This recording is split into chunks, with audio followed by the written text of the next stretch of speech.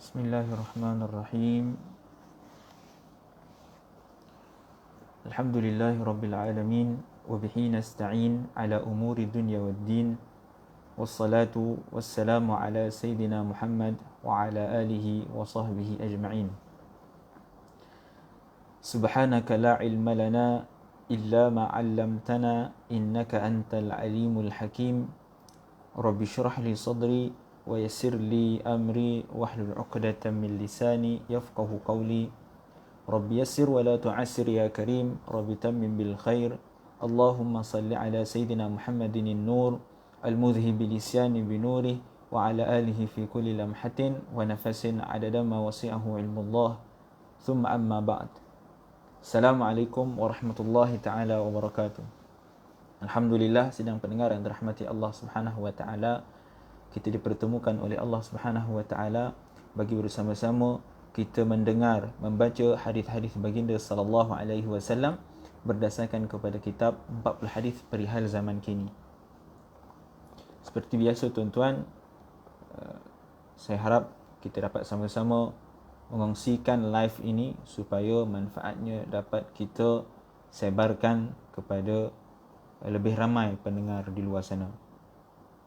Baik, tuan-tuan yang dirahmati Allah Subhanahu wa taala, pada sesi yang lalu, pada minggu yang lalu, kita telah sampai pada hadis yang kedua daripada kitab 40 hadis perihal zaman kini. Bagi tuan-tuan yang memiliki kitab, tuan-tuan boleh buka pada halaman ke-76. Itu hadis kedua, dan hadis ini telah pun kita baca dan bincangkan pada sesi yang lalu berkenaan dengan kata Nabi SAW yang mana kiamat tidak akan berlaku sehinggalah Allah Subhanahu wa taala disyirikkan, diduakan secara terang-terangan. Wa dzalika 'inda kalamihim fi rabbihim, dan pensyirikan itu berlaku ketika mana mereka berbicara berkenaan dengan Tuhan mereka. Jadi kita dah sebut tentang apakah realiti yang berlaku pada hari ini, yang mana realiti tersebut bertepatan dengan apa yang dikhabarkan oleh baginda sallallahu alaihi wasallam, yang mana Nabi bagi tahu bahawa manusia akan mensyirikkan Allah secara terang-terangan, dan hari ini jelas perkara tersebut berlaku. Manusia berbicara berkenaan dengan Allah Subhanahu wa taala, dalam masa yang sama mereka mensyirikkan Allah Subhanahu wa taala, mendakwa bahawa Allah Subhanahu wa taala kanannya duduk di atas arash, bersemayam di atas arash. Allah Subhanahu wa taala duduk di atas langit. Allah Subhanahu wa taala itu ada tangan, ada kaki dan sebagainya.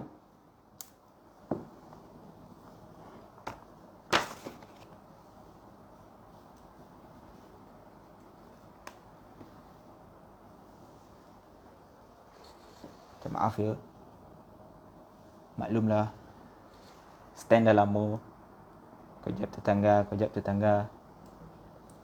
Okey, kita sambung ya.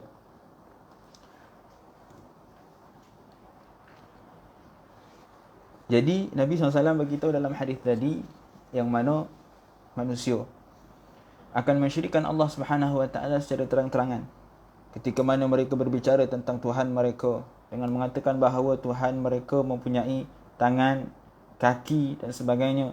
Maka perkara tersebut adalah merupakan perkara yang tidak layak bagi Allah Subhanahu wa taala, dan tak boleh kita nisbahkan sesuatu itu kepada Allah Subhanahu wa taala. Maaflah ya. Biasalah, stand dah lama. Kadang-kadang tetangga tu harap tulah sekali ya. Okey. Jadi insya-Allah tuan-tuan, kita sambung untuk hadis yang seterusnya, iaitu hadis yang ketiga daripada Sayyidina Murrah Al-Bahzi radhiyallahu taala anhu. Tuan-tuan, kalau suara tak dengar ataupun ada apa-apa masalah, tuan-tuan boleh bagi tahu ya. Jangan senyap je ya. Kalau ada yang nak bertanya pun silakan tanya. Sebab live ni saya tengok, saya baca. Selalunya saya tak tengok live ni, dia terbalik. So hari ni saya tengok live ni. Kalau tuan-tuan ada sebarang soalan, sebarang pertanyaan, tuan-tuan boleh tulis di komen. Nanti kita akan sama-sama bincang kalau ada masa yang lebih, insya-Allah. Baik, tuan-tuan yang dirahmati Allah Subhanahu wa taala, jadi insya-Allah hari ini kita akan masuk kepada hadis yang seterusnya, iaitu hadis yang ketiga pada halaman ke-79 An Murrah al-Bahzi radhiyallahu ta'ala anhu.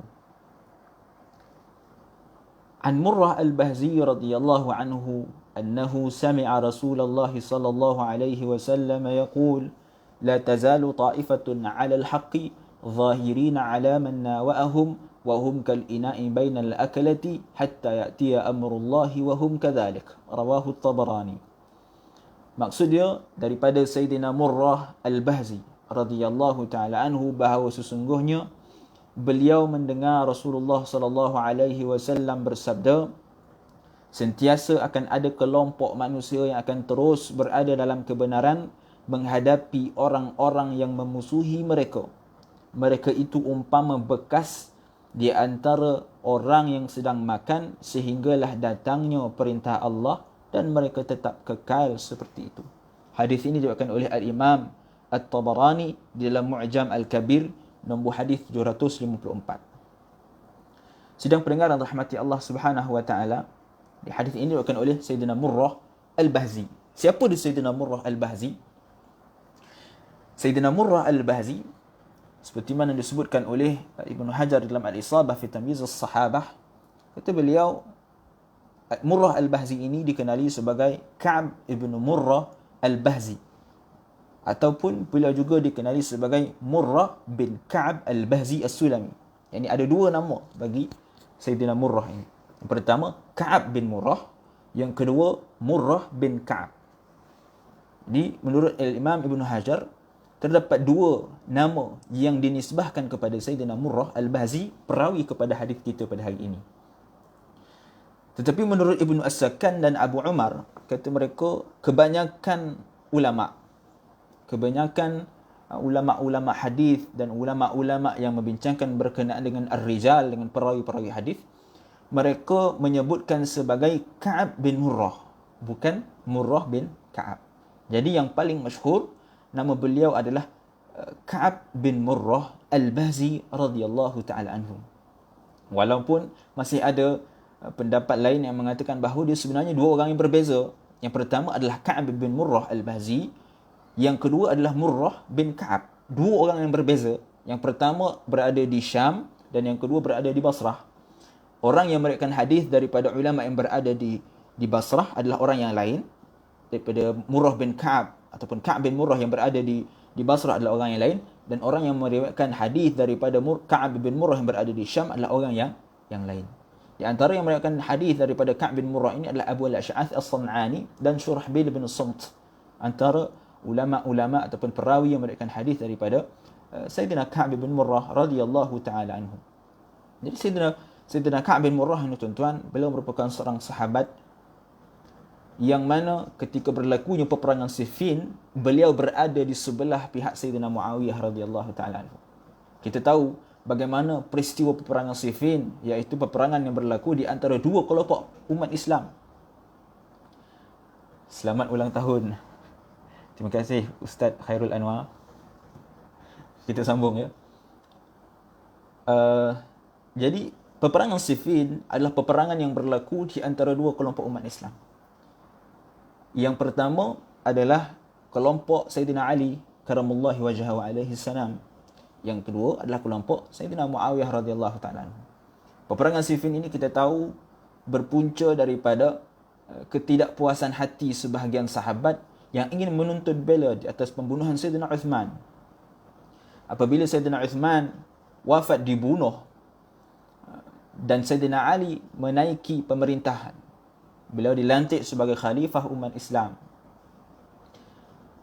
Masyarakat umat Islam pada ketika itu mereka mempertikaikan tentang tindakan Sayyidina Ali yang kononnya mereka mendakwa bahawa Sayyidina Ali sengaja melengah-lengahkan untuk menuntut bela di atas pembunuhan Sayyidina Uthman. Sehingga akhirnya yang kita sebut sebelum ini, mereka yang berada di Syam kebanyakannya sangat bersemangat untuk menuntut bela di atas pembunuhan Sayyidina Uthman radhiyallahu ta'ala anhu. Lalu disebabkan itu maka berlakulah suatu peperangan di antara dua kelompok umat Islam dan merupakan fitnah antara fitnah yang terbesar yang berlaku dalam kalangan umat Islam. Jadi daripada peristiwa itu, Sayyidina Ka'ab bin Murrah beliau berada pada kelompok Sayyidina Muawiyah. ada sebahagian sahabat berada dengan Sayyidina Ali dan ada sebahagian sahabat yang lain berada bersama dengan Sayyidina Muawiyah. Sebab tu tuan-tuan, dalam masalah peperangan Siffin, ulama berlepas tangan, berlepas dada, berlapang dada, seperti mana disebutkan oleh Al-Imam Al-Ghazali. Beliau mengatakan bahawa Allah Subhanahu wa taala telah menyelamatkan darah-darah kita untuk berada pada ketika itu. Jadi janganlah kita mengotorkan lisan-lisan kita, janganlah kita mengotorkan lidah-lidah kita untuk menyalahkan antara satu sama yang lain. Kita tak ada pada zaman tersebut. Allah dah selamatkan kita jauh daripada fitnah yang besar yang berlaku pada ketika itu. Yang mana kalau kita ada pada ketika itu pun, kita tak mampu nak pilih siapa yang betul, siapa yang salah. Kedua-duanya adalah sahabat baginda SAW. Kedua-duanya berlandaskan kepada hujah dan dalil masing-masing. Ini ijtihad di kalangan para sahabat. Sebab tu ulama kata, kita kena berlepas tangan, diam, jangan bicarakan siapa yang betul, siapa yang salah. Kita serahkan kepada Allah Subhanahu wa ta'ala. Yang penting, radhiyallahu ta'ala anhum jami'an. Allah telah meridai mereka semua. Baik. Jadi peperangan tersebut, Sayyidina Ka'ab bin Murrah, beliau berada bersama dengan kelompok Sayyidina Muawiyah. Diriwayatkan oleh Al-Imam Ahmad bin Hanbal di dalam musnadnya daripada Sayyidina Jubair bin Nufair. Beliau mengatakan bahawa kunna ma'askarina ma'a Muawiyah ba'da qatl Uthman. Kata Sayyidina Jubair bin Nufair, kami bersama dengan tentera Sayyidina Muawiyah setelah pembunuhan Sayyidina Uthman. Lalu bangun Sayyidina Ka'ab bin Murrah, perawi yang kita bincangkan pada hari ini, sahabat yang kita bincangkan pada hari ini, yang merupakan hadis ketiga daripada kitab 40 hadis pada zaman ini. Lalu bangun Sayyidina Ka'ab bin Murrah, beliau mengatakan, baina nahnu ma'a Rasulillah sallallahu alaihi wa alihi wasallam julusun idh marra Uthman murajjilan. Kata Ka'ab bin Murrah, bila umat Islam, bila sahabat yang berada bersama dengan kelompok Sayyidina Muawiyah, mereka duduk, lalu bangun Sayyidina Ka'ab bin Murrah untuk meyakinkan para sahabat. Seperti kita sebut sebelum ini, ketika peristiwa peperangan Siffin, para sahabat terbagi kepada 3 kelompok. Yang pertama menyokong Sayyidina Ali, yang kedua menyokong Sayyidina Muawiyah, berada di bawah pemerintahan Sayyidina Muawiyah, dan yang ketiga adalah kelompok sahabat yang tak nak masuk campur kedua-dua pihak. Duduk tengah-tengah, duduk tinggalkan, tak masuk campur, duduk mengasingkan diri. Maka ada 3 kelompok. Jadi Sayyidina Ka'ab bin Murrah ketika peperangan Siffin, beliau berada bersama kelompok Sayyidina Muawiyah. Jadi tuan-tuan, dalam peperangan Siffin ini pun para sahabat sendiri berlaku kekeliruan yang besar di kalangan mereka. Nak sokong mana ni? Sana sahabat yang besar bersama dengan Sayyidina Ali, bersama Sayyidina Muawiyah pun ada sahabat-sahabat yang besar. Jadi para sahabat sendiri berada dalam keadaan kekeliruan. Lalu pada ketika itu bangun Sayyidina Ka'ab bin Murrah radhiyallahu ta'ala anhu. Beliau mengatakan bahawa aku dahulu ketika mana aku duduk bersama dengan sahabat yang lain dan ada baginda SAW bersama dengan kami, lalu Sayyidina Uthman berjalan kaki di hadapan kami.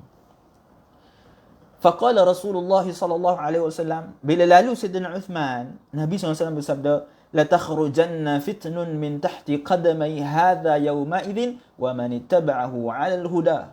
Kata Nabi SAW, bila lalu Sayyidina Uthman, Nabi kata, akan keluar fitnah daripada 2 langkah lelaki ini pada suatu ketika, dan sesiapa yang mengikutinya berada di dalam huda, berada di dalam petunjuk. Menunjukkan yang pertama, Nabi SAW tahu dah fitnah yang berlaku pada zaman ataupun khilafah Sayyidina Uthman radhiyallahu ta'ala anhu. Nabi dah tahu dah. Nabi dah bagi tahu siap-siap dah. Yang mana tuan-tuan, peristiwa peperangan Siffin adalah merupakan fitnah yang terbesar antara fitnah yang terawal yang berlaku di dalam umat Islam. Dan daripada peperangan Siffin inilah nanti akan terbahaginya kelompok-kelompok umat Islam kepada banyak pecahan. Ada daripadanya Syiah, Khawarij, Mu'tazilah dan sebagainya. Jadi dalam hadis ini kata Sayyidina Ka'ab bin Murrah, ketika mana aku duduk bersama dengan Rasulullah lalu Sayyidina Uthman, Nabi kata akan keluar fitnah di antara 2 langkah Sayyidina Uthman ni. Langkahan Sayyidina Uthman itu akan menyebabkan berlakunya fitnah. Jadi ulama bincang apa maksud langkah tersebut. Sebagian ulama kata langkahnya Sayyidina Uthman meninggalkan dunia. Perginya Sayyidina Uthman meninggal dunia itu adalah merupakan tanda akan berlakunya fitnah di kalangan umat Islam. Dan kata Nabi, siapa yang mengikuti Sayyidina Uthman, mereka berada di dalam petunjuk Allah Subhanahu wa taala. Jadi tuan-tuan, kenapa kita pelik sahabat pada peperangan Siffin ada yang mengikut Sayyidina Ali, ada yang mengikut Sayyidina Muawiyah. Kita dah sebut sebelum ini bahawa kesemua mereka adalah berdasarkan kepada dalil, berdasarkan kepada hujjah, berdasarkan kepada hadis-hadis baginda sallallahu alaihi wasallam. Itu adalah ijtihad mereka pada ketika itu, yang mana bagi mereka, mereka patut untuk menuntut bela di atas pembunuhan Sayyidina Ali. Walaupun pada hakikatnya Sayyidina Ali bukanlah sengaja melewatkan tuntut bela ataupun mencari siapakah pembunuh sebenar yang bertanggungjawab yang telah membunuh Sayyidina Uthman. Tetapi kelewatan tersebut adalah disebabkan banyak faktor. Sebab ini kita kena faham berkenaan dengan hukuman, berkenaan dengan bab menjatuhkan hukuman kepada si pembunuh. Di dalam Islam, kita tidak menjatuhkan hukuman kepada pembunuh ataupun orang yang bersalah secara sewenang-wenangnya. Ia perlukan kepada dalil, perlukan kepada bukti yang jelas, barulah hukuman itu boleh dijatuhkan. Dan dalam kes pembunuhan Sayyidina Uthman, dikatakan bahawa yang membunuh tersebut adalah merupakan seorang yang sangat berpengaruh. Dia umat Islam, tapi seorang yang sangat berpengaruh, yang kalau dia dihukum, maka akan menyebabkan kekacauan yang lebih besar di kalangan umat Islam. Jadi atas dasar itu, Sayyidina Ali mengambil jalan untuk mencari jalan yang lain supaya tidak berlaku kekacauan yang lebih besar. Tetapi di sisi sahabat yang lain, mereka menganggap bahawa Sayyidina Ali sengaja untuk melewat-lewatkan mencari pembunuh kepada Sayyidina Uthman. Jadi kedua-dua mereka berdasarkan kepada ijtihad mereka sendiri. Sebab tu kata ulama, kita tak boleh nak salahkan satu sama lain. Tak boleh kita salahkan mana-mana pun kelompok tersebut. Cukuplah kita diam, kita serahkan urusan tersebut kepada Allah Subhanahu wa taala. Allah yang akan mengadilinya. Baik. Jadi itu antara hadis yang diriwayatkan oleh Sayyidina Ka'ab bin Murrah radhiyallahu taala. Sayyidina Ka'ab bin Murrah ini beliau tinggal di Basrah. Kemudian beliau berhijrah ke Jordan. Jordan yang sebelum ini Syam, sebahagiannya adalah Syam. Dan Sayyidina Ka'ab bin Murrah radhiyallahu taala anhu, beliau meninggal dunia pada tahun 57 Hijrah. Ada yang mengatakan bahawa beliau meninggal dunia pada tahun 59 Hijrah. Baik, kata Sayyidina Murrah bin Al-Bahzi radhiyallahu taala anhu, aku mendengar, kata Sayyidina Ka'ab bin Murrah, aku mendengar Rasulullah SAW bersabda, la tazalu ta'ifatun, sentiasa akan ada kelompok manusia, alal haqqi zahirina ala man nawahum, yang mana kelompok manusia ini mereka akan terus kekal berada dalam kebenaran, menghadapi man nawahum. Man nawahum ni apa? Orang-orang yang cuba untuk memanipulasi mereka. Mereka yang cuba untuk merosakkan, mengacau tentang kebaikan yang mereka ingin lakukan. Wahum kal ina'i bainal aklati. Mereka itu, yakni orang-orang yang terus berada di dalam kebenaran, yang dia melawan kepada orang yang menentangnya. Orang yang berada dalam kebenaran, datang orang yang menyanggahnya. Kita memakai pakaian yang menutup aurat, lalu datang orang yang menyanggahnya, kata, apa tutup aurat ni? Tutup aurat ni kolot lah zaman sekarang, orang tak pakai tudung dah. Kita buka tudung, contohnya. Jadi kata Nabi SAW, ada sekelompok umat Islam yang mana mereka akan terus kekal.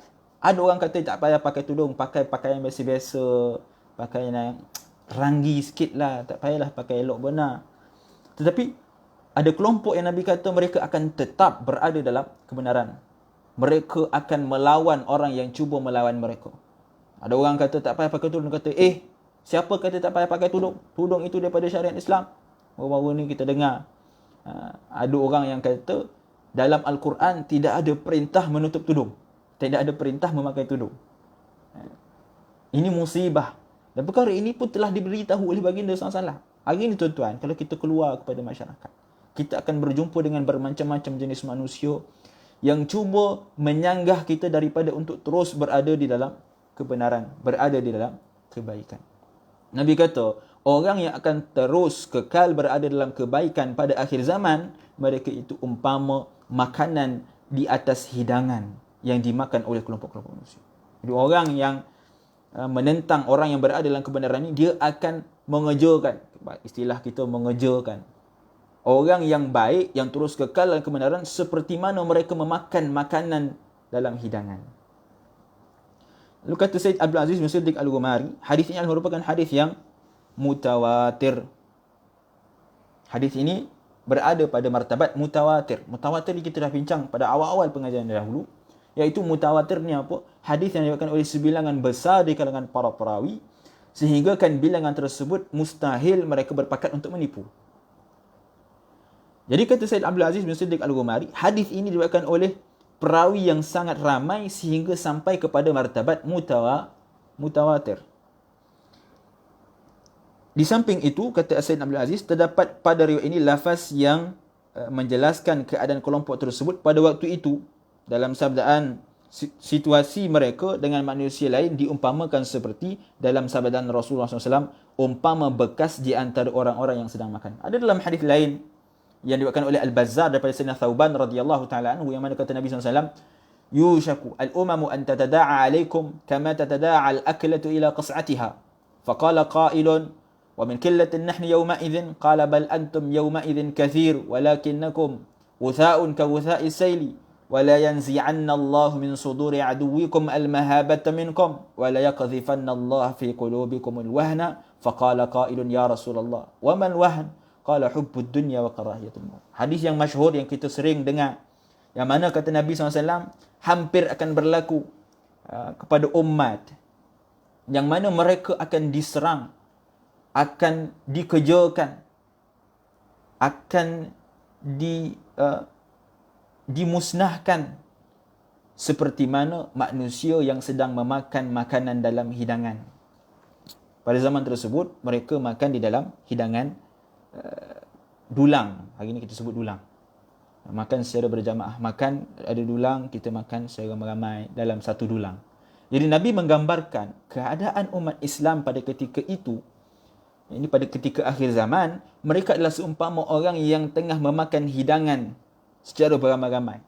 Makan dalam dulang, makan beramai-ramai. Faqala qailun.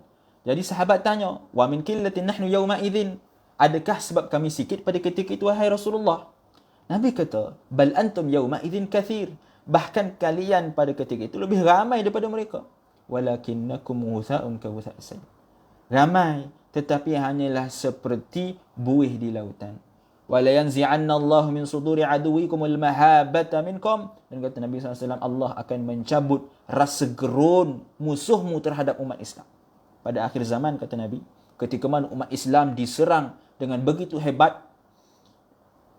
Allah Subhanahu wa taala mencabut rasa gerun musuh-musuh Islam terhadap Islam. Wala yaqdhifanna Allah fi qulubikum al-wahna. Dan Allah akan memasukkan dalam diri mereka, dalam diri umat Islam yang berada pada ketika itu, al-wahna. Jadi sahabat tanya, apa itu al-wahna? Kata Nabi SAW, hubbud dunya wa karahiyatul maut. Al-wahn itu apa? Wahn itu adalah satu penyakit, iaitu penyakit yang cintakan kepada dunia dan takutkan akan kematian. Maka disebabkan itu, walaupun umat Islam, kata Nabi SAW pada ketika itu ramai, mereka lebih ramai daripada musuh Islam, tetapi mereka hanyalah seperti buih di lautan, yang mana mereka dicampakkan oleh Allah Subhanahu Wa Taala dalam hati mereka cinta akan dunia. Mereka risau kalau mereka membantu umat Islam yang lain, dunia mereka akan hilang. Mereka risau kalau mereka terus berada pada jalan yang benar, kerjanya akan hilang, sumber rezekinya akan hilang. Dan kata Nabi SAW lagi, dan juga mereka juga takut akan kematian. Jadi oleh kerana faktor ini, maka umat Islam pada ketika walaupun mereka ramai, tetapi mereka tak berbuat apa-apa. Bila tengok umat Islam diserang, mereka hanya mampu melihat tanpa dapat membantu umat Islam pada ketika itu. Baik.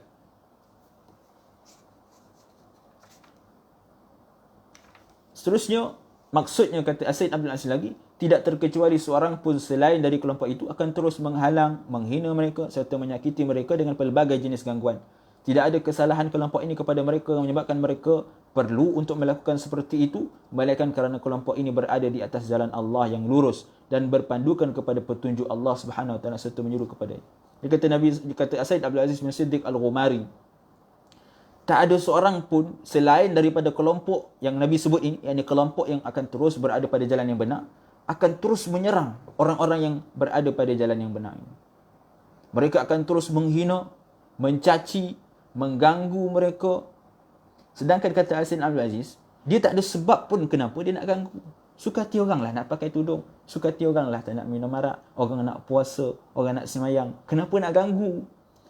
Dia kata Said Aziz, alasan mereka untuk mengganggu itu hanyalah kerana mereka tak suka orang yang berada pada jalan Allah Subhanahu Wa Taala. Orang yang terus mentaati perintah Allah Subhanahu Wa Taala, dia tak suka. Memang sikap dia tak suka dengan orang yang melakukan kebaikan.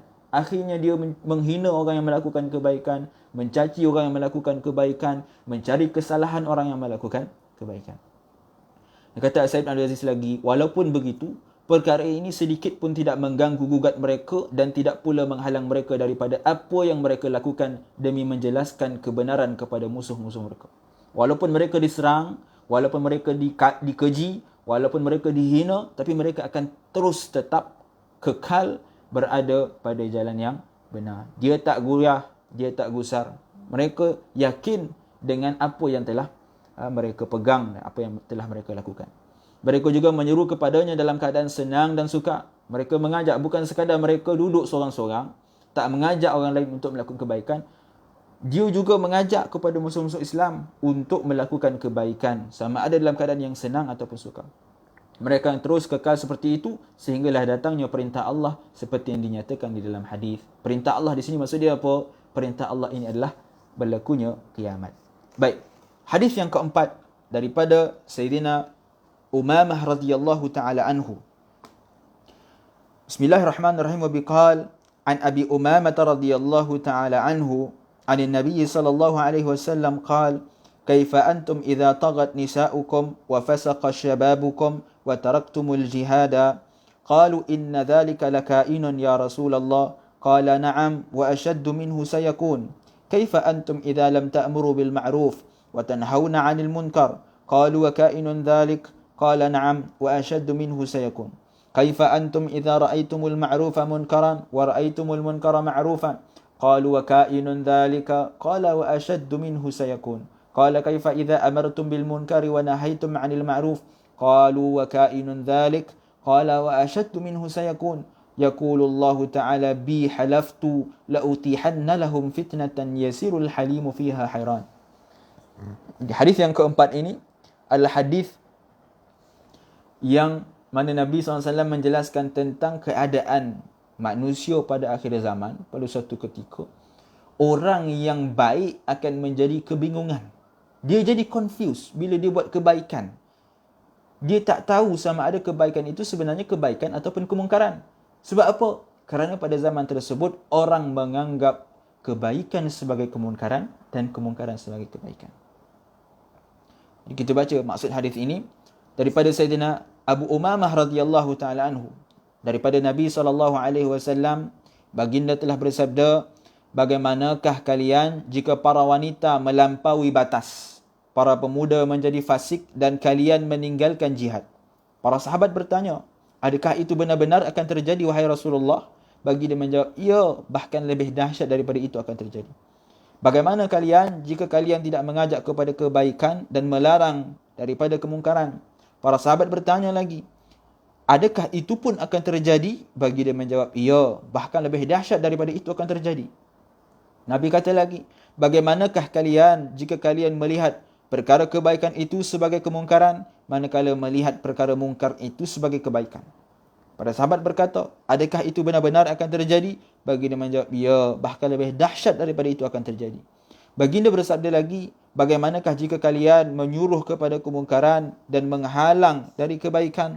Para sahabat berkata, adakah itu akan benar-benar terjadi wahai Rasulullah? Baginda menjawab, bahkan lebih dahsyat daripada itu akan terjadi. Sesungguhnya Allah Subhanahu wa taala berfirman, demi keagungan zatku, aku pasti akan memberikan kepada mereka bermacam fitnah, sehinggakan orang yang baik di kalangan mereka akan menjadi kebingungan. Hadis ini tuan-tuan diriwayatkan oleh Sayyidina Abu Umamah Al-Bahili radhiyallahu taala anhu. Sayyidina Abu Umamah ini, nama sebenar beliau adalah Sudai bin Ajlan bin Al-Harith. Ada orang lain, ada ulama lain mengatakan bahawa nama beliau adalah Sudai bin Ajlan bin Wahab. Dan ada juga yang mengatakan bahawa nama beliau adalah Sudai bin Ajlan bin Amr. Tetapi yang paling kuat nama beliau adalah Sudayy bin Ajlan bin Al-Harith. Di Al-Imam At-Tabarani meriwayatkan bahawa beliau sempat menyertai peperangan Uhud, tetapi pendapat ini ditolak oleh Ibnu Hajar dengan mengatakan bahawa sanadnya adalah lemah. Diriwayatkan oleh Abu Ya'la bahawa Rasulullah SAW pernah mengutuskan beliau kepada kaum Nabi SAW apabila Sayyidina Abu Umamah Al-Bahili ini, beliau memeluk Islam, Nabi SAW telah mengutuskan beliau kepada kaumnya, iaitu kaum Al-Bahilah. Ada yang mengatakan bahawa kaum selain daripada kaumnya. Wallahu a'lam. Tetapi sebagian ulama mengatakan bahawa Nabi hantar dia kepada kaum dia. Supaya apa? Supaya untuk mengajak kaum dia memeluk Islam. Jadi perkara ini, kisah ini diriwayatkan oleh Abu Ya'la daripada Tariq, daripada Jalal Abi Ghalib, daripada Abu Umamah sendiri. Beliau yang menceritakan kepada para sahabat tentang bagaimana peristiwa beliau diutuskan oleh Nabi SAW untuk mengajak kaumnya memeluk Islam dan apakah yang terjadi pada ketika itu. Kata Sayyidina Abu Umamah Al-Bahili radhiyallahu ta'ala anhu, ba'athani Rasulullah SAW ila qaumin. Nabi mengutuskan aku kepada satu kaum.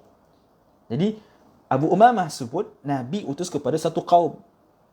Abu Umamah tak sebut kaum yang mana.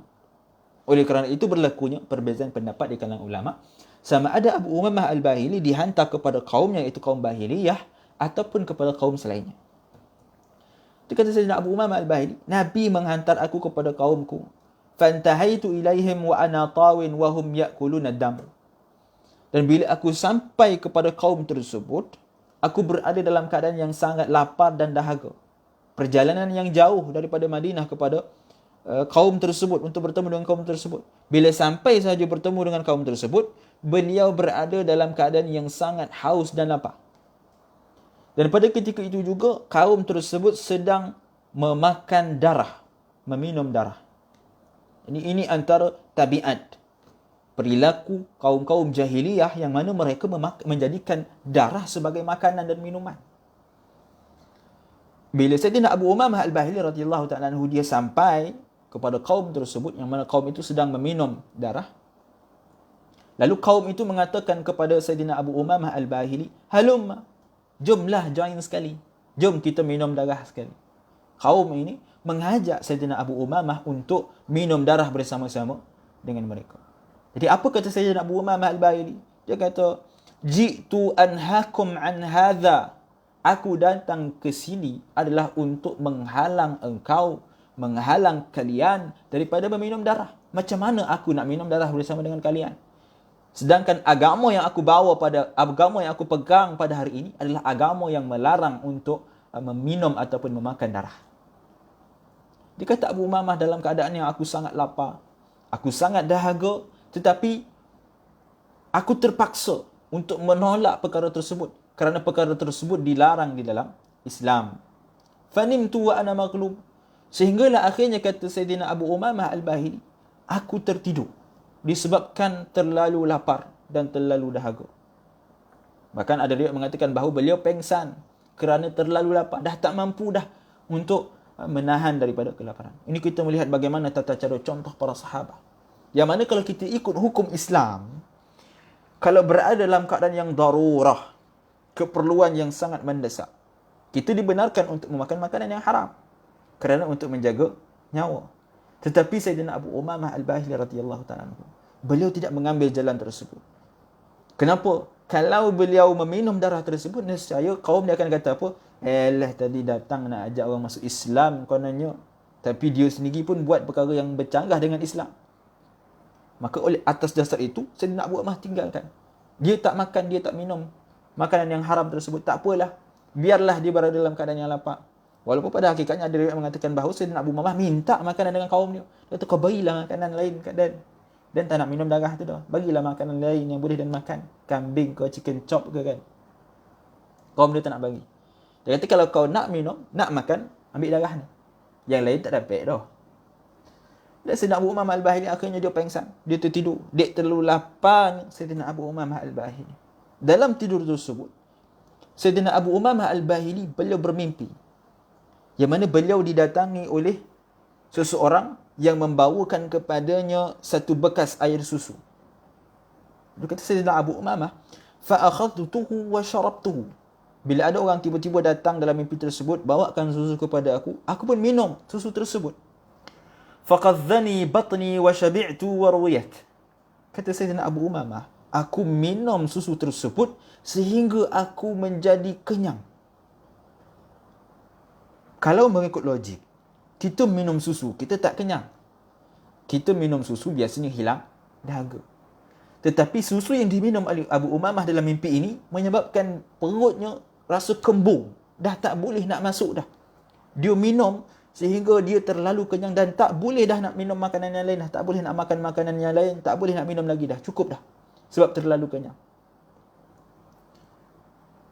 Kemudian, apabila Sayyidina Abu Umamah Al-Bahili radhiyallahu ta'ala anhu, beliau terjaga, datang sekelompok yang lain, bertemu dengan Sayyidina Abu Umamah Al-Bahili. Sebab apa? Dia ni, ada riwayat mengatakan bahawa mereka adalah kaum Abu Umamah sendiri. Jadi bila kaum dia sendiri, dia kesian tengok Abu Umamah ni. Tak makan, kau ni kejam betul lah tak bagi Abu Umamah ni makan. Barilah dia makan. Yang kau kejam tak bagi, dia tak makan darah, barilah makanan lain. Lalu datang kelompok yang lain, daripada kaum Abu Umamah Al-Bahili sendiri, dia bagikan makanan, unjukkan makanan kepada Sayyidina Abu Umamah Al-Bahili radhiyallahu ta'ala anhu. Tapi Sayyidina Abu Umamah, bila dia terjaga daripada mimpi tersebut, dia berada dalam keadaan yang sangat kenyang. Sehingga dikatakan bahawa perut dia rasa kembung. Sebelum ni, sebab tak makan, perut dia rasa kompih. Tak makan, tak minum. Tetapi bila dalam mimpi tersebut, dia diberikan susu dan dia minum, perut dia jadi kembung. Macam kita kan, lepas makan 3 pinggan, perut jadi kembung, dah tak boleh nak masuk dah. Maka begitulah keadaan Sayyidina Abu Umamah. Walaupun beliau minum tu dalam mimpi, tapi bila terjaga, hakikatnya beliau mendapat kekenyangan yang sama dalam mimpi tersebut. Bila kaum dia datang, unjukkan makanan, Abu Umamah, makanlah makanan ni. Apa kata Sayyidina Abu Umamah? Dia kata, la hajata li bihi. Aku dah tak perlu dah makanan ni dah. Maka pelik kaum dia. Tadi kau khabar kau lapar pun nak.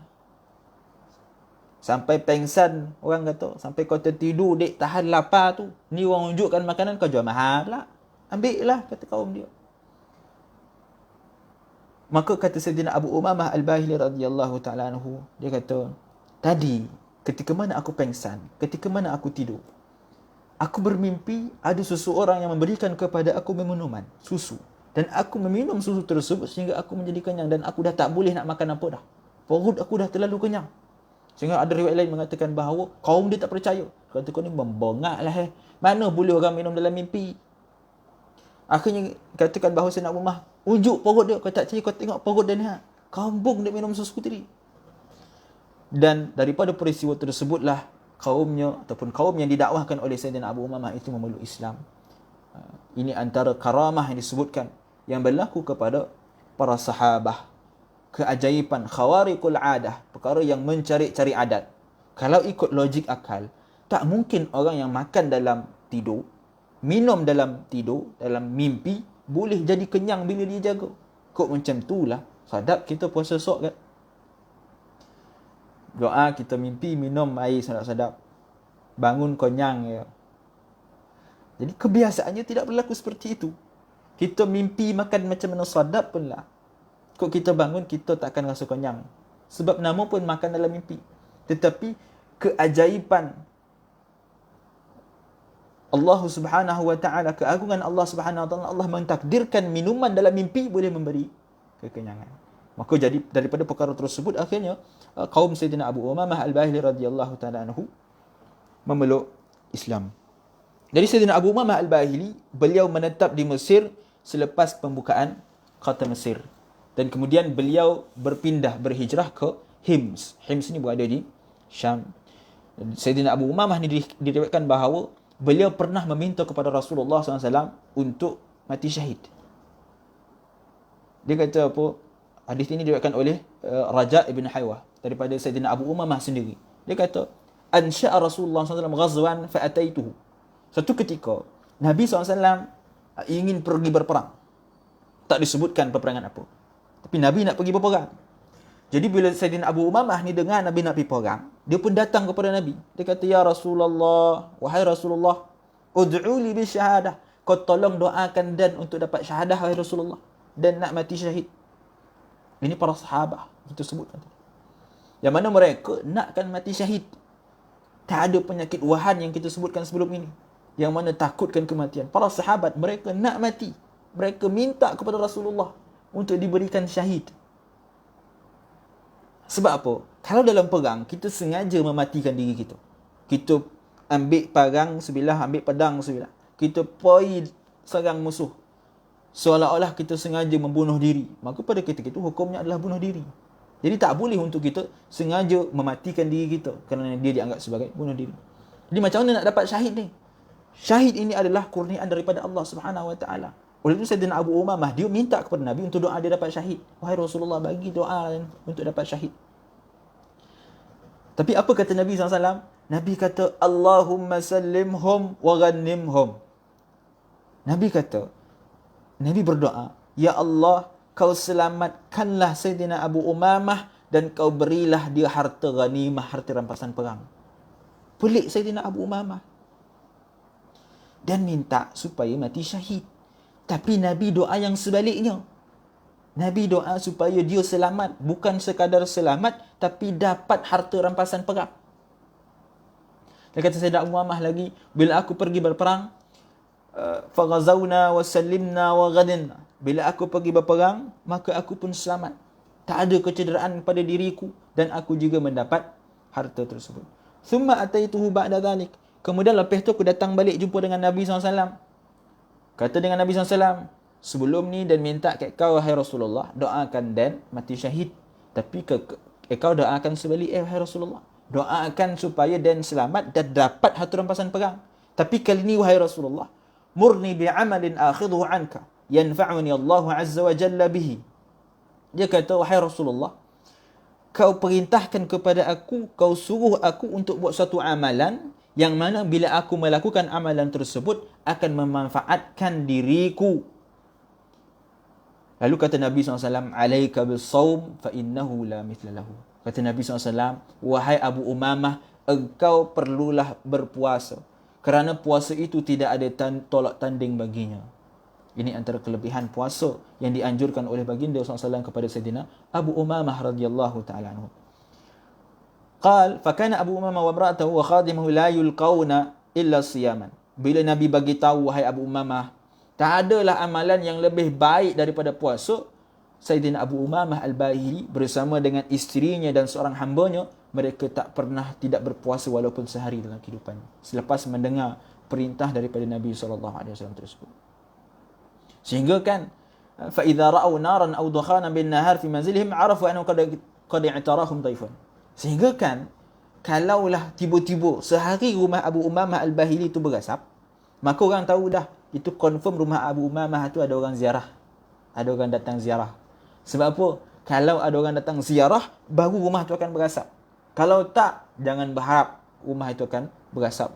Mereka tak akan masak, mereka berpuasa. Kemudian,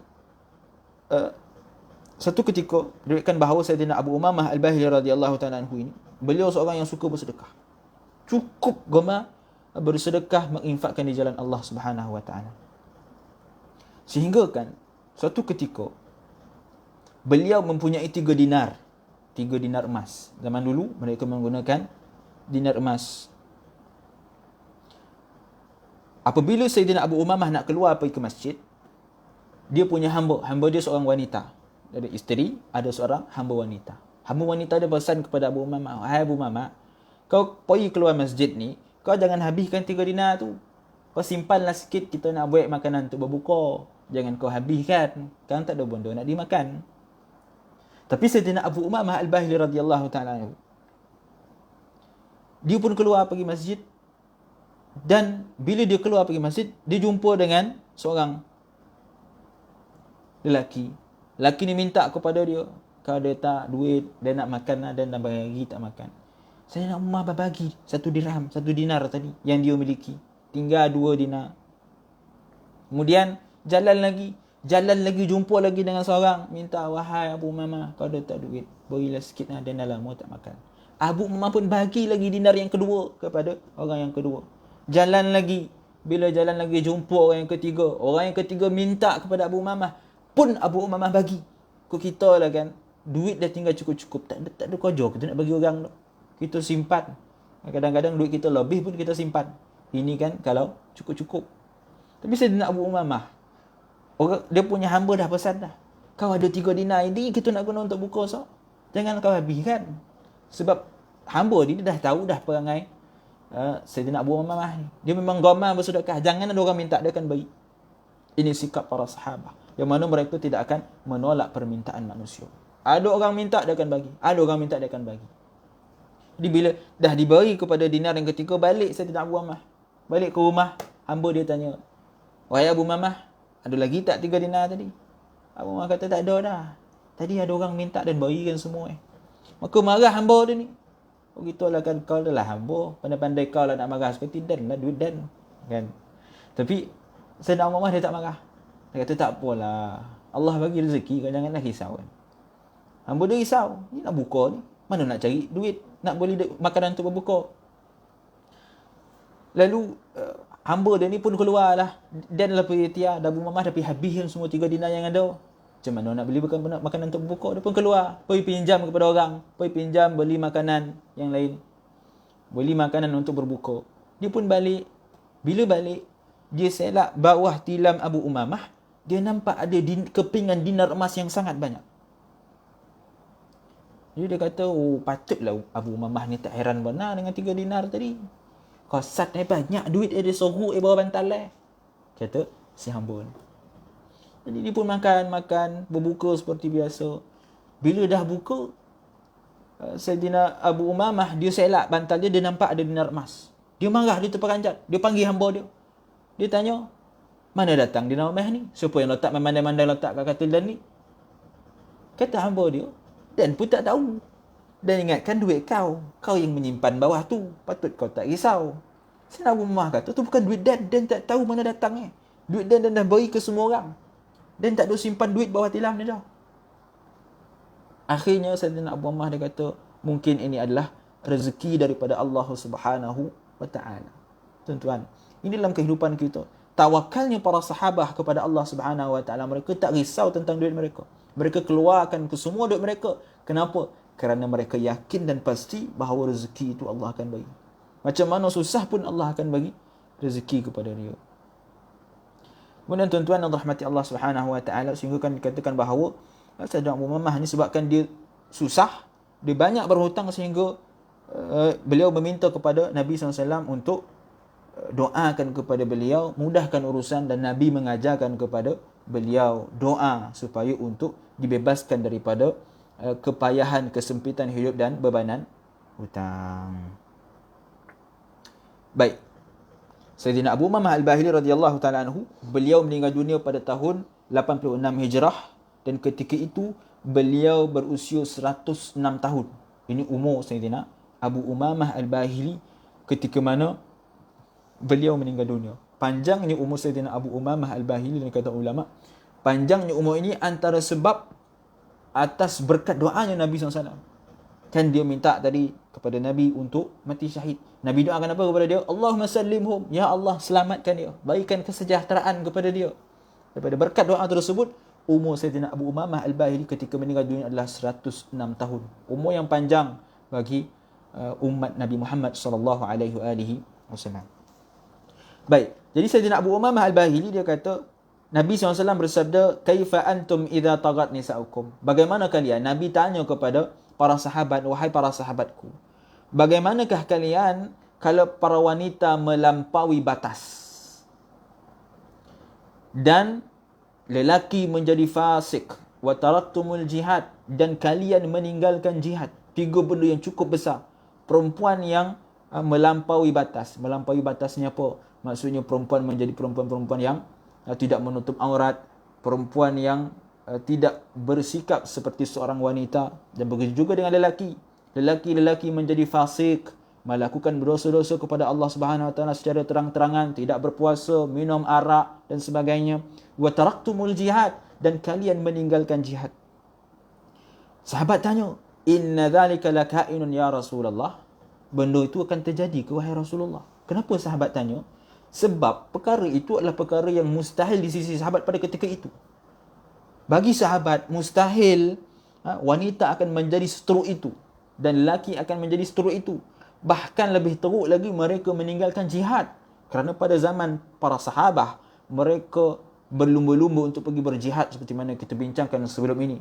Abdullah bin Umar minta kepada Nabi SAW untuk pergi berjihad berulang kali ketika usia yang sangat muda. Begitu juga dengan Sayyidina Abu Sa'id Al-Khudri radhiyallahu ta'ala anhu. Datang dengan Nabi SAW ketika umur 13 tahun, minta untuk pergi berperang.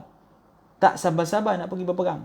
Oleh itu, bila Nabi bagi tahu yang umat Islam pada suatu zaman mereka akan meninggalkan jihad, para sahabat pelik. Dia tanya, "Inna dzalika laka'in wahai Rasulullah." Wahai Rasulullah, benda tu akan jadi ke wahai Rasulullah? Nabi kata, ya. Bahkan lebih teruk daripada tu akan terjadi. Hari ni tuan-tuan, bila kita lihat sekeliling kita, apa yang Nabi bagi tahu ni benar-benar terjadi. Realiti yang berlaku pada kehidupan kita hari ini. Bagaimana kita melihat para wanita yang ada pada zaman kita, para lelaki yang ada pada zaman kita, dan manusia meninggalkan jihad di jalan Allah Subhanahu wa ta'ala. Kemudian kata Nabi SAW lagi, "Kaifa antum idza lam ta'muru bil ma'ruf wa tanhauna 'anil munkar?" Nabi kata, bagaimana kalian kalau kalian tidak mengajak kepada kebaikan dan mencegah kepada kemungkaran? Suatu ketika Nabi kata, manusia dah tak mengajak kepada kebaikan dan tak mencegah kepada kemungkaran. Jadi sahabat tanya, benda itu pun akan terjadi ke wahai Rasulullah? Sebab apa? Kerana pada ketika itu para sahabat, mereka mengajak kepada kebaikan dan mencegah kepada kemungkaran. Dan perkara itu jelas difirmankan oleh Allah Subhanahu wa taala dalam Al-Quran. Dari beberapa ayat antaranya, firman Allah Subhanahu wa taala, "Kuntum khaira ummatin ukhrijat lin-nas ta'muruna bil ma'ruf wa tanhauna 'anil munkar wa tu'minuna billah." Kata Allah Subhanahu wa taala, kalian umat Islam adalah umat yang terbaik dilahirkan untuk manusia. Kerana kamu menyuruh kepada berbuat kebaikan dan mencegah kepada kemungkaran, dan kalian beriman kepada Allah SWT. Dalam ayat lain Allah SWT berfirman, "Wal takum minkum ummatun yad'una ilal khair wa ya'muruna bil ma'ruf wa yanhauna 'anil munkar wa ulaika humul muflihun." Kata Allah Subhanahu wa taala, dan hendaklah di antara kamu dan segolongan orang yang menyeru kepada kebaikan, yakni menyuruh agar berbuat perkara yang ma'ruf dan mencegah daripada yang mungkar. Dan mereka itulah orang-orang yang berjaya, kata Allah Subhanahu wa taala.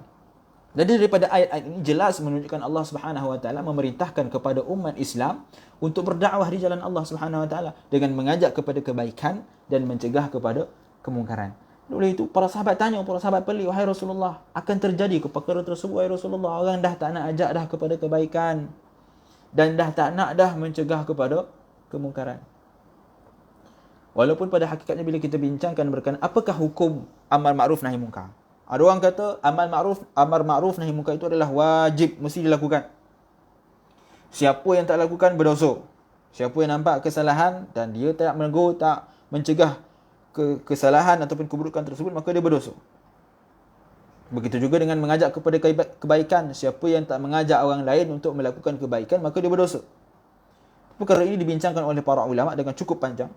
Seperti mana yang disebutkan oleh Imam Fakhruddin Ar-Razi dalam kitabnya Mafatihul Ghaib. Kitab tafsir yang cukup luas perbincangannya. Walaupun ulama kata dalam Mafatihul Ghaib ni ada semua benda kecuali ilmu tafsir. Tapi perbincangan yang cukup luas dibincang oleh Imam Fakhruddin Ar-Razi rahimahullahu ta'ala anhu. Dan Imam Fakhruddin Ar-Razi beliau mengatakan bahawa hukum berdakwah itu terbagi kepada dua pandangan. Yang pertama, ulama mengatakan bahawa berdakwah hukumnya adalah fardu ain. Fardu ain ni apa? Fardu ain ni wajib kepada setiap mukallaf. Setiap orang dia kena mengajak kepada kebaikan dan mencegah kepada keburukan. Dan sesiapa yang tidak mengajak kebaikan dan mencegah kepada kemungkaran, maka hukum dia berdosa. Dalil dia apa? Dalil dia adalah berdasarkan ayat yang kita sebutkan sebelum ini dalam surah Al-Imran ayat 110, yang mana Allah kata kuntum khaira ummah, kalian adalah sebaik-baik umat, yang mana ukhrijat linnas, yang mana kalian dilahirkan untuk manusia, menyuruh berbuat kepada kebaikan. Jadi pada ayat ini kata sebagian ulama, dia menunjukkan wajib hukum untuk kita mengajak kepada kebaikan dan mencegahkan kepada kemungkaran. Dan ayat wal takum minkum ummatun, dan hendaklah, kalau kita faham daripada sudut bahasa, mim nun min itu adalah litab'id, untuk sebahagian. Tapi kata sebahagian ulama, min di sini bukan litab'id, bukan sebahagian. Tetapi min di sini adalah min lil bayan, untuk menjelaskan bahawa setiap manusia itu wajib untuk mengajak kepada kebaikan dan mencegah kepada keburukan. Ini pendapat yang pertama. Tapi ada di sana pendapat yang kedua, dan pendapatnya pendapat yang lebih banyak diguna pakai, iaitu yang mengatakan bahawa hukum berdakwah, hukum mengajak kepada kebaikan dan mencegah kepada kemungkaran itu adalah fardu kifayah. Fardu kifayah ni apa? Jika dah dilaksanakan oleh sebahagian, maka yang lain tak wajib dah. Dalam satu kampung, kalau ada orang yang keluar berdakwah, maka yang lain dah tak wajib. Sebab tu tuan-tuan, bila ada golongan tabligh yang datang ke kampung kita berdakwah, janganlah kita marah ke dia. Jangan kita halau dia. Mereka melakukan fardu kifayah. Kalau tak, satu kampung berdosa. Itu kena faham. Jadi mereka dah usaha bersusah payah untuk melaksanakan fardu kifayah ni. Mengajak kepada kebaikan dan mencegah kepada kemungkaran. Dalilnya apa? Dalilnya berdasarkan ayat yang sama. Yang mana Allah SWT sebut, wal takum minkum ummatun, dan hendaklah sebahagian. Min di sini maksud dia sebahagian. Kata ulama, min di sini litab'id, sebahagian, bukan lil bayan, bukan menjelaskan. Tapi min di sini adalah untuk menunjukkan hanya sebahagian sahaja daripada kalangan umat Islam yang wajib untuk mengajak kepada kebaikan dan mencegah kepada kemungkaran. Perkara ini disebutkan oleh Al-Imam Al-Ghazali dalam kitab Ihya Ulumuddin, yang mana beliau mengatakan bahawa dakwah bukanlah fardu ain yang wajib kepada setiap umat Islam, sebaliknya hanya wajib kepada sebahagian daripada umat Islam, iaitu hukumnya adalah fardu kifayah. Dan apabila kita rujuk kepada kitab Tuhfatul Murid ala Jawharatul Tauhid oleh Imam Al-Bajuri rahimahullah taala, beliau juga menukilkan perkara yang sama ketika menjelaskan tentang hukum amar ma'ruf nahi munkar, hukum berdakwah, iaitu dengan kata beliau, mengajak kepada melakukan perkara yang sunat dan meninggalkan perkara yang makruh adalah sunat. Kita ajak orang untuk buat sembahyang sunat. Jomlah sembahyang sunat qabliyah 2 rakaat, bukan lama benar 2 rakaat je.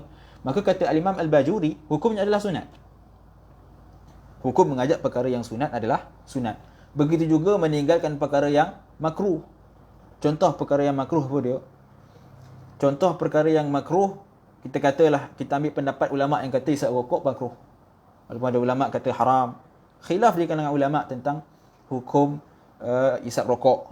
Walaupun JAKIM, Jabatan Kuasa Fatwa Kebangsaan, telah memutuskan bahawa ianya adalah haram, tapi masih ada ulama yang mengatakan rokok dia tak capai kepada haram, tapi hukumnya adalah makruh. Itu khilaf di kalangan ulama. Kita ambillah pandangan yang sesuai, tapi sebaiknya kita mengambil pandangan yang haram untuk menjaga kesihatan tubuh badan kita sendiri.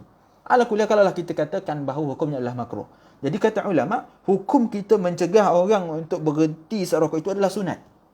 Kenapa?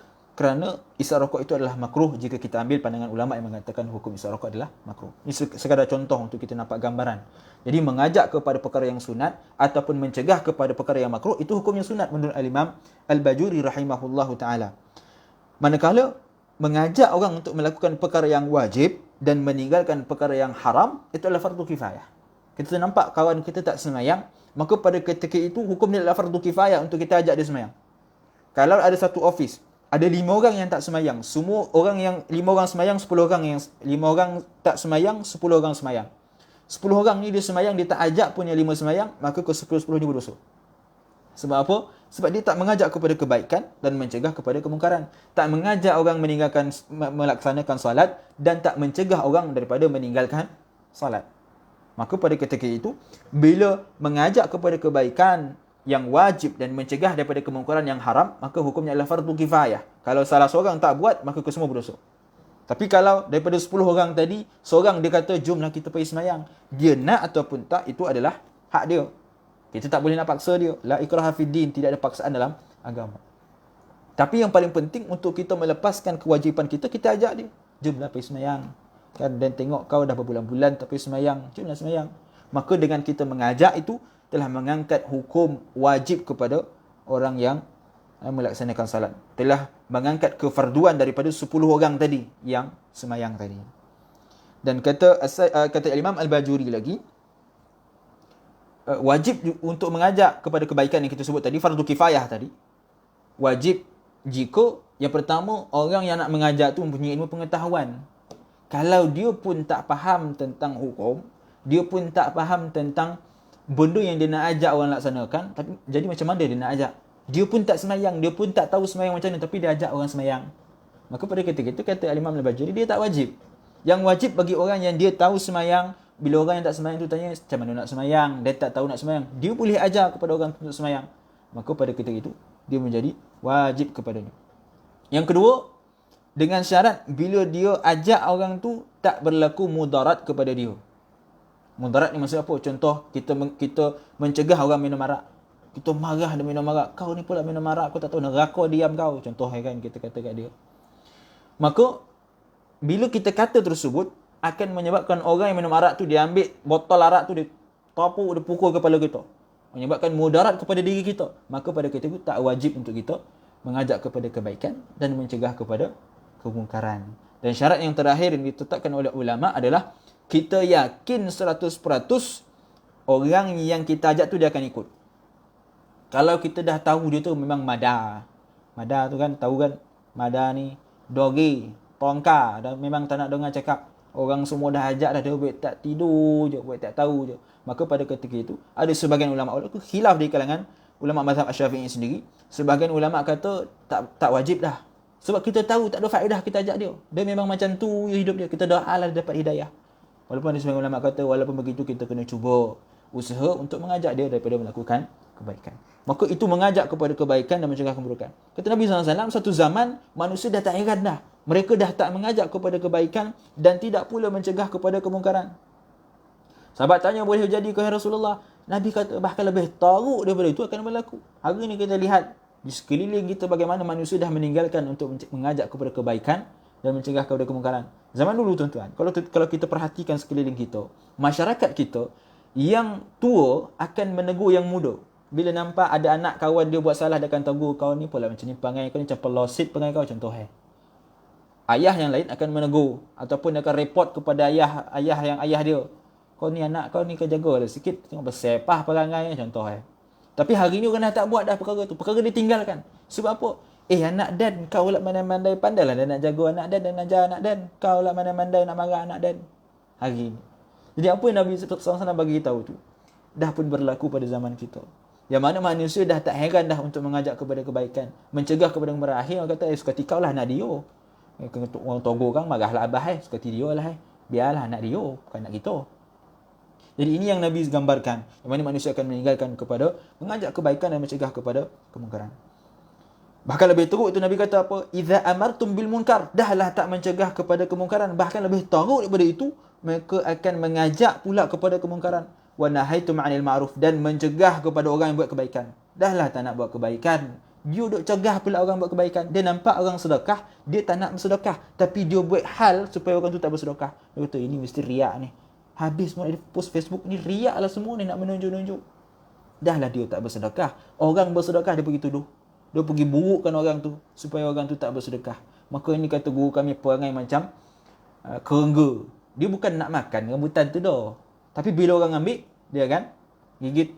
Jadi dalam kehidupan kita kena jauhkan sifat kerengga yang suka mengganggu orang lain untuk buat kebaikan. Orang nak ambil buah, nak makan.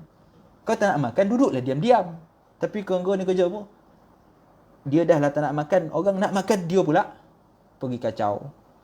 Dan yang terakhir kata Nabi SAW, bi halaftu la'utihanna lahum fitnatan yasirul halimu fiha hairan. Kata Allah Subhanahu Wa Taala, ini hadis qudsi. Hadis qudsi ni apa? Hadis qudsi disebut sebelum ini, yang mana lafaz ini daripada Nabi, tapi maknanya daripada Allah Subhanahu Wa Taala.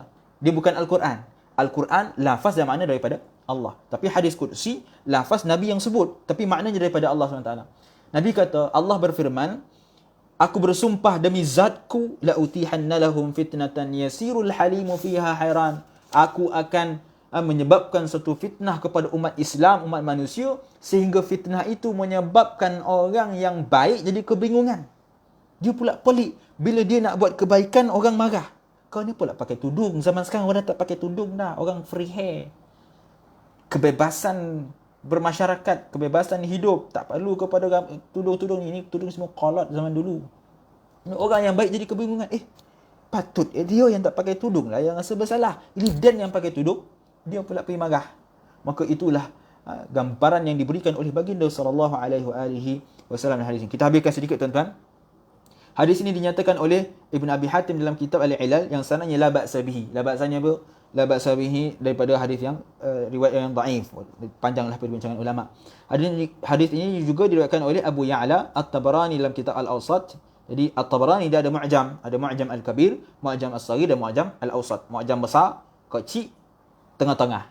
Jadi hadis ini diriwayatkan oleh At-Tabarani dalam mu'jam Al-Awsat daripada Sayyidina Abu Hurairah secara ringkas. Dan terdapat juga penambahan dinyatakan oleh Ibn Waddah dalam kitab Al-Bid'ah, iaitu wa kathura juhalukum. Ada riwayat lain yang ada tambahan, iaitu wa kathura juhalukum, bertambahnya orang-orang yang jahil di kalangan kalian. Ini dalam hadis yang lain, yang mana Nabi kata, dahlah mereka tak mengajak kepada kebaikan, tak mencegah kepada kemungkaran. Para wanita dan lelaki menjadi fasik, meninggalkan jihad. Bahkan lebih teruk, banyaknya orang-orang yang jahil. Hari ni tuan-tuan, kita tengoklah keliling kita. Betapa ramainya orang yang jahil. Tapi kok jahil nak belajar, tak apa. Ini jahil, orang panggil jahil murakab. Jahil murakab ni tuan-tuan. Jahil murakab, kalau bahasa kasar dahlah tak cerdik. Tak nak pula belajar. Buat pandai, perasan diri pandai. Tak nak pergi belajar. Tak nak dengar pengajian ilmu. Sebab apa? Rasa diri pandai. Padahal dirinya jahil. Maka ini yang Nabi kata, akhir zaman akan adanya manusia yang jahil, bahkan semakin ramai manusia-manusia yang jahil. Dan itu realiti tuan-tuan. Kita tengoklah keliling kita, betapa ramainya orang-orang yang jahil, jauh daripada Islam.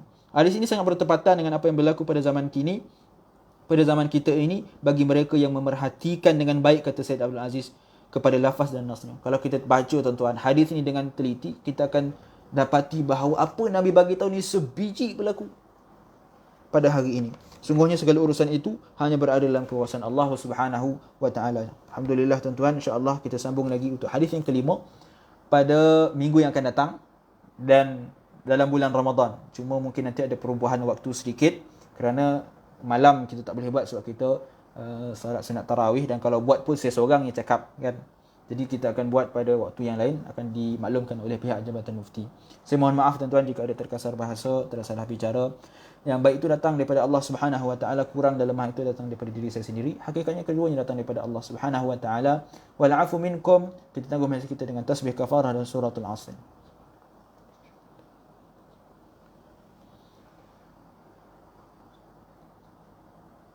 Assalamualaikum warahmatullahi taala wabarakatuh.